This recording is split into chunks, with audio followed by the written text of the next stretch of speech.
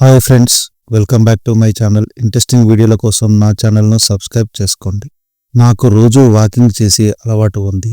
మా ఇంటి దగ్గరలో ఒక కాలేజీ ఉంటుంది. ఆ కాలేజీ ఎలా ఉంటుంది అంటే, ఆ కాలేజీ చుట్టుపక్కల కొంచెం ఫారెస్ట్ ఏరియా ఉంటుంది. ఆ ఫారెస్ట్ కలుపుకొని చుట్టూ సరౌండింగ్ కాంపౌండ్ వాల్ ఉంటుంది. ఆ కాంపౌండ్ వాల్ను ఆనుకొని వాకింగ్ ట్రాక్ చేశారన్నమాట. ఆ వాకింగ్ ట్రాక్లో మేము రోజు వాకింగ్ చేసేవాళ్ళం. ఆ ఫారెస్ట్ ఏరియా వాకింగ్ ట్రాక్ మధ్యలో ఒక చిన్న రూమ్ ఉంటుంది. ఆ రూమ్ ఎందుకు కట్టారో నాకు అర్థం కాలేదు. ఆ తర్వాత తెలిసిన విషయం ఏంటంటే, అందులో అంతకుముందు ఒక వాచ్మెన్ నివసించేవాడట. ఇప్పుడు అది శిథిలావస్థలో ఉంది. దాని డోర్లు విరిగిపోయి, కిటికీలు పగిలిపోయి, చాలా అసాంఘిక కార్యకలాపాలు జరుగుతున్నట్టుగా, ఆ పక్కనే బీర్ బాటిల్స్ ఉండి, అలా చాలా చిందరవందరగా ఉంది. నేను ప్రతిరోజు సాధారణంగా ఎర్లీ మార్నింగే వాకింగ్కి వెళ్తాను. ఎప్పుడైనా ఎర్లీ మార్నింగ్ వాకింగ్ వీలు కానప్పుడు ఈవినింగ్ కూడా అప్పుడప్పుడు వెళ్తూ ఉంటాను. ఆ రోజు ఎందుకో నేను ఈవినింగ్ మాత్రమే వాకింగ్కి వెళ్ళవలసిన పరిస్థితి వచ్చింది. ఆ రోజు అరౌండ్ 8:30 to 9 o'clock అనుకుంటా నేను వాకింగ్కి వెళ్ళాను. గ్రౌండ్ చాలా నిర్మానుష్యంగా ఉంది. చాలా తక్కువ మందే వాకింగ్ చేస్తున్నారు. నాకు తెలిసి ఒక 5 to 6 మెంబర్స్ మాత్రమే ఆ గ్రౌండ్ అండ్ ఫారెస్ట్ ఏరియా మొత్తం ఉన్నారు. అలా మామూలుగా కాలేజ్ గ్రౌండ్లో వాకింగ్ చేస్తూ ఫారెస్ట్ ఏరియాలోకి నేను ఎంటర్ అయ్యాను. ఎందుకో తెలియదు, నాకు ఆ ఫారెస్ట్ ఏరియాలోకి ఎంటర్ అవ్వగానే ఆ వాచ్మెన్ రూమ్కు దగ్గరలోకి వచ్చేసరికి నాకెందుకో టాయిలెట్ వస్తుంది. ఆ వాచ్మెన్ రూమ్కు ఆనుకొని చిన్న కాలిబాట ఉంటుంది. ఆ బాటలోకి ఎంటర్ అయిన తర్వాత కొంచెం ముందుకు వెళ్ళిన తర్వాత ఒక టేకు చెట్ల వనం ఉంటుంది. అక్కడ నేను ఎప్పుడు టాయిలెట్ చేస్తానన్నమాట. ఎందుకో తెలియదు, నేను ఎప్పుడు టాయిలెట్కి వెళ్ళినా నాకు ఆ ప్రదేశం అంతా వియర్డ్గా అనిపించేది. ఏవో చిన్న చిన్న శబ్దాలు వినిపించేవి. ఎవరో గుసగుసలాడుతున్నట్లుగా, ఎవరో ఏడుస్తున్నట్టుగా, ఎవరో కొట్టుకుంటున్నట్లుగా, ఎవరో ప్రాధేయపడుతున్నట్టుగా చిన్న చిన్న భ్రమలాగా అనిపించేది నాకు. నేను టాయిలెట్ వెళ్ళి తిరిగి వచ్చేటప్పుడు ఆ రూమ్ పక్కన నుంచే వెళ్తాను.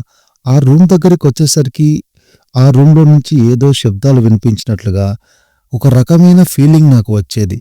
ఏదో నీడలాగా, ఒక మనిషి ఆకారంలో ఎవరో తిరుగుతున్నట్లుగా, ముఖాలపైన కూర్చున్నట్లుగా ముఖ్యంగా నాకు అనిపించేది.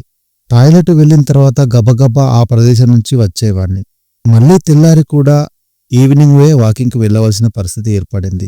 ఆ రోజు కూడా నేను సేమ్ అదే ప్రదేశానికి వచ్చేసరికి నాకు మళ్ళీ టాయిలెట్ వచ్చింది. సేమ్ యథావిధిగా అలాగే మళ్ళీ టాయిలెట్ కంప్లీట్ చేసుకొని మళ్ళీ తిరిగి వస్తున్నప్పుడు ఆ రోజు మాత్రం నాకు ఒక విచిత్రమైన సంఘటన ఎదురైంది. ఒక వాటర్ బాటిల్ క్రష్ చేస్తున్న సౌండ్ వినపడింది. అంటే మామూలుగా మనం ప్లాస్టిక్ వాటర్ బాటిల్ తాగిన తర్వాత ఆ బాటిల్ని వాటర్ అంతా అయిపోయిన తర్వాత క్రష్ చేసి బయట పడేస్తాం కదా, అటువంటి ఒక సౌండ్ నాకు వినపడింది. ఆ సౌండ్ వినబడిన వైపు, ఆ రూమ్ వైపు అలా చూస్తూనే ఉండిపోయాను. ఒక మనిషి ఆకారం ముఖాలపైన కూర్చొని నన్ను ఏదో అర్థిస్తున్నట్టుగా చేతులు చాచినట్టుగా ఒక రూపాన్ని నేను చూశాను. వెంటనే నా గుండె జారి చేతుల్లోకి వచ్చింది.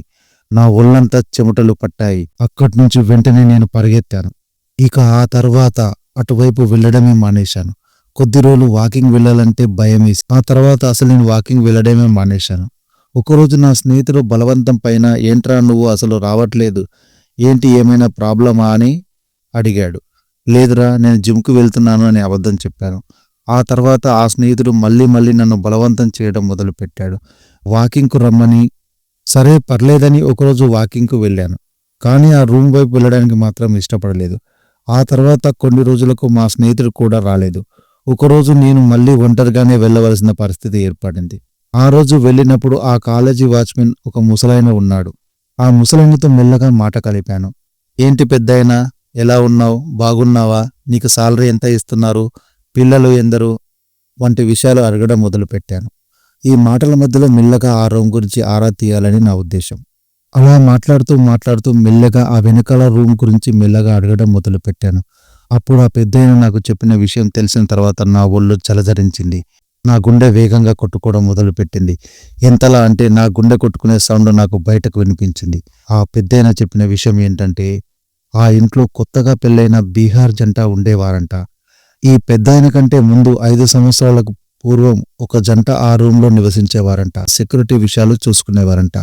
దురదృష్టవశాత్తు ఆ అబ్బాయికి మూర్ఛ రోగం ఉందట. అతను మూర్ఛవ్యాధితో బాధపడుతూ ఉండేవాడట. ఆ మూర్ఛవ్యాధితో ఎక్కడ పడితే అక్కడే మూర్ఛపోవడం, ఆ అమ్మాయి అతన్ని తీసుకొని రూమ్కు తీసుకెళ్లడం జరిగేదంట. అతని మూర్ఛవ్యాధిని తట్టుకోలేని భరించలేని ఆ అమ్మాయి అతన్ని వదిలిపెట్టి పుట్టింటికి వెళ్ళిపోయింది. ఆ తర్వాత అతను ఒక్కడే సెక్యూరిటీ చూసుకునేవాడు. ఒకరోజు ఎవరూ లేరు అనుకోకుండా అతనికి మూర్ఛవ్యాధి వచ్చింది. ఆయన దాహం దాహం అని అరిచి అదే రూమ్లో చనిపోయాడు అంట. ఆ మాటలు వినగానే నాకు చాలా భయం వేసింది. ఆ పెద్దాయన చెప్పిన ఇంకో విషయం ఏంటంటే, అటువైపు వెళ్ళిన వారికి రాత్రి 12 దాటిన తర్వాత ఏవో వింత శబ్దాలు వినిపించేవంట. వాటర్ బాటిల్ శబ్దాలు, దాహం దాహం అని అరిచే శబ్దాలు వినిపించేయంట. అతను చెప్పిన విషయం విన్నాక ఆ రోజు నాకు రాత్రి వాటర్ బాటిల్ సౌండ్ వచ్చింది కదా, ఆ సౌండ్ కూడా అతను నన్ను వాటర్ అడిగాడేమో అనిపించింది. అంటే ఇంకా అతని ఆత్మ ఆ రూమ్లోనే వాటర్ కోసం ఘోషిస్తూ ఉందన్నమాట. ఆ తర్వాత ఆ పాకకే కాదు, ఆ కాలేజీ గ్రౌండ్ మొహం కూడా నేను చూడలేదు. మరిన్ని ఇంట్రెస్టింగ్ హర్రర్ స్టోరీస్ కోసం నా ఛానల్ను సబ్స్క్రైబ్ చేసుకోండి.